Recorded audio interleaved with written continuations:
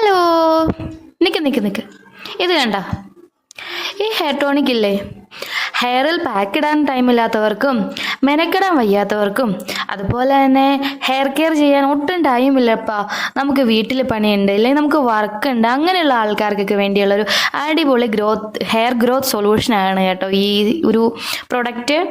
ഇത് നമുക്ക് വീട്ടിലുള്ള കുറച്ച് സിമ്പിൾ ഐറ്റംസ് വെച്ച് ഉണ്ടാക്കിയെടുക്കാം.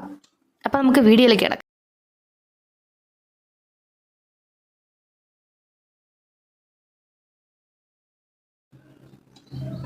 അതേടോ, നമ്മുടെ ചെമ്പരത്തിപ്പൂ. ഇന്നത്തെയും താരം നമ്മുടെ ചെമ്പരത്തിപ്പൂ തന്നെയാട്ടോ. നമ്മുടെ ഹെയറിൽ ഉണ്ടാകുന്ന ഒട്ടുമിക്ക പ്രശ്നങ്ങൾക്കും നാച്ചുറലായിട്ട് നമ്മുടെ പ്രകൃതി തന്നെ നമുക്ക് തന്നിരിക്കുന്ന വലിയ സൊല്യൂഷൻ ആട്ടോ നമ്മുടെ ഈ ചെമ്പരത്തി എന്ന് പറയുന്നത്. നമ്മുടെ മലയാളികൾ ആ ഒരു കാര്യത്തിൽ ഭയങ്കര അനുഗ്രഹം കിട്ടിയ ആൾക്കാരാട്ടോ.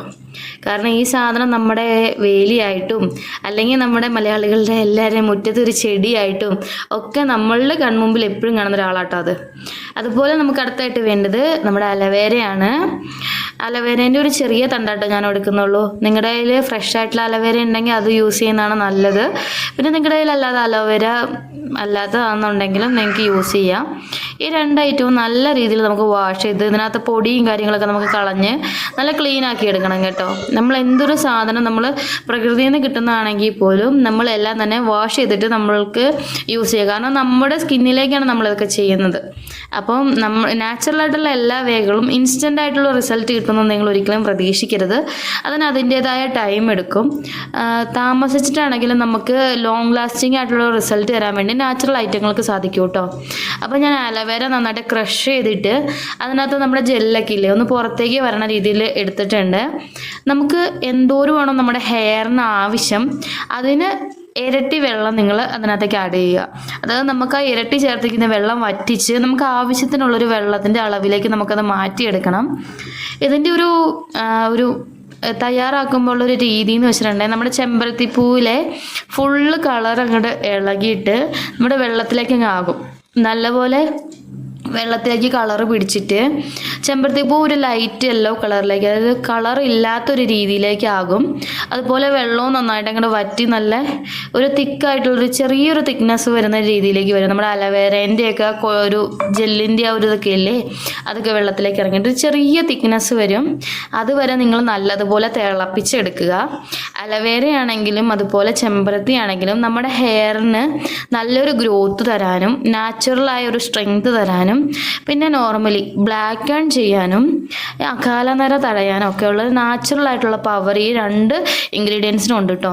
പിന്നെ ഡ്രൈനെസ്, ഹെയറിൽ ഉണ്ടാകുന്ന ഡ്രൈനെസ് കുറയാൻ വേണ്ടി നിങ്ങൾ വേറെ പ്രത്യേകിച്ച് ഒരു കണ്ടീഷണറോ സാധനങ്ങളോ ഒന്നും യൂസ് ചെയ്യേണ്ട. ചെമ്പരത്തിയും ഈ അലവേരയും മാത്രം റെഗുലർ ബേസിൽ നിങ്ങൾ യൂസ് ചെയ്ത് വരുവാണെങ്കിൽ നിങ്ങൾക്ക് നിങ്ങളുടെ ഹെയറിൽ ഉണ്ടാകുന്ന ഡ്രൈനെസ് നന്നായിട്ട് മാറ്റാൻ സാധിക്കും കേട്ടോ. നിങ്ങൾക്ക് പാർലറിൽ പോയി ഉണ്ടാക്കുന്ന ഒരു സ്മൂത്ത്നെസ് ഇല്ലേ അതൊക്കെ നിങ്ങൾക്ക് നോർമലി ഒരു വീക്കിലി ഒരു 3 ടൈംസ് ഒക്കെ ഇത് യൂസ് ചെയ്യുന്നതുകൊണ്ട് നിങ്ങൾക്ക് വരുത്തിയെടുക്കാൻ വേണ്ടി സാധിക്കും. അപ്പോൾ ഞാൻ ഈ തിളപ്പിച്ച ഐറ്റംസ് എല്ലാം കൂടി നല്ലതുപോലെ ഒന്ന് സ്റ്റെയിൻ ചെയ്തെടുക്കുന്നുണ്ട്.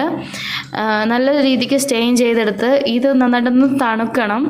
ഒന്ന് തണുക്കുന്നതോടെ വരെ നമുക്കൊന്ന് വെയിറ്റ് ചെയ്യാം.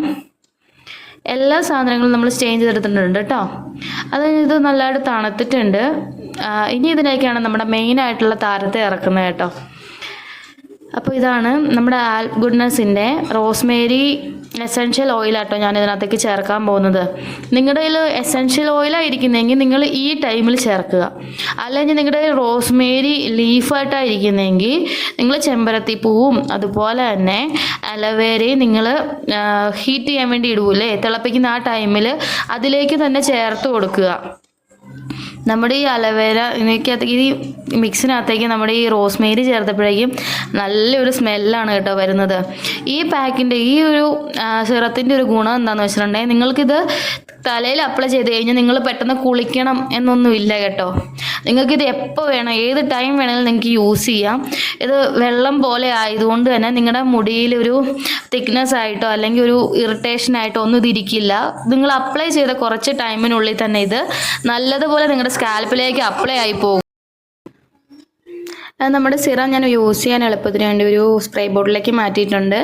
എന്നിട്ട് അത് നമുക്ക് നന്നായിട്ട് തന്നെ നമ്മുടെ സ്കെയറിലെ നമ്മുടെ മുടിയൊക്കെ ഒന്ന് ചീകി സെറ്റാക്കിയ ശേഷം ഹെയറിലേക്ക് നിങ്ങൾ നല്ലതുപോലെ അപ്ലൈ ചെയ്ത് കൊടുക്കുക.